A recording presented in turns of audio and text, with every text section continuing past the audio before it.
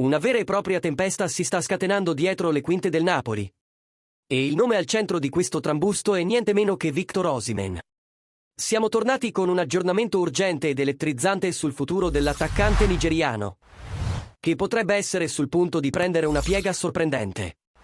Come sempre, vi portiamo le informazioni più calde direttamente dalle fonti internazionali, con tutto ciò che dovete sapere per capire il retroscena del mercato. Quindi, prima di immergerci in questa notizia che sta facendo discutere, lasciate il vostro like. Iscrivetevi al canale e attivate il campanellino, perché sta arrivando una bomba. Qualcosa di grande si sta articolando. E questa volta coinvolge una disputa tra i giganti italiani per un nome che ha già brillato nel calcio europeo. Dopo la conferma dell'arrivo di Kevin De Bruyne a costo zero, il Napoli sembra deciso a mettere insieme una delle squadre più competitive della prossima stagione.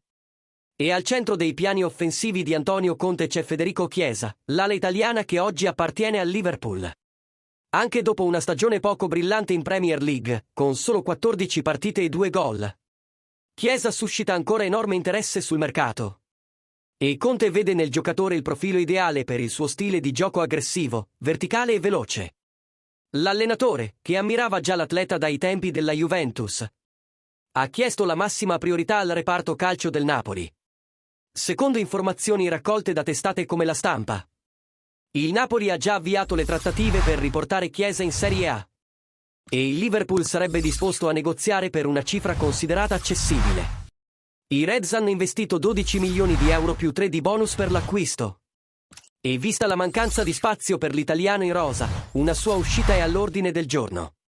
Tuttavia, la strada per il San Paolo non è libera, anche il Milan è entrato in gioco, vedendo in Chiesa un'opportunità strategica per rafforzare il reparto offensivo, soprattutto alla luce delle incertezze che circondano Leao e Maignan, entrambi monitorati da giganti europei come Chelsea e Bayern Monaco.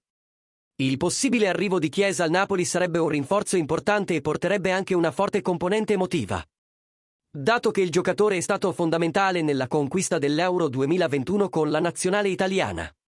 Ora cerca il riscatto dopo un anno difficile e può vedere nel progetto napoletano un'occasione per ricostruire la sua carriera al fianco di nomi come De Bruyne e altri rinforzi in arrivo. Antonio Conte non lo nasconde, vuole Chiesa nella sua squadra. E la dirigenza sta lavorando per trasformare questo desiderio in realtà, nonostante la forte concorrenza del Milan.